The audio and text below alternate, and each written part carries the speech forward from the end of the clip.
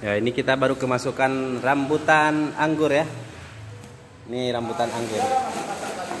Nah, rambutan anggur. Wow, besar-besar. Oh, ini rambutan stroberi ini namanya. Kita baru kemasukan rambutan stroberi 2 karung. Itu ada rambutan leci 3 karung. Ini rambutan lecinya 3,5 karung. Itu rambutan stroberinya.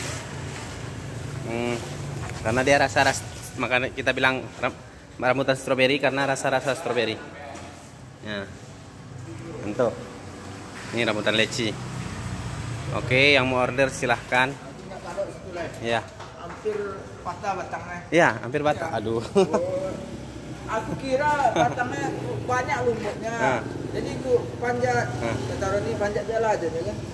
Panjat. Ya diambil pakai apa enggak bisa. Panjat. Iyalah. Biar diserak aja semua. Serak. Panjat kan deh.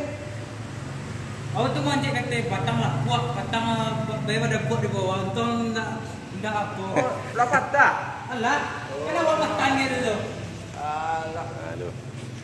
Ternyata banyak kendala di lapangan ya demi rambutan.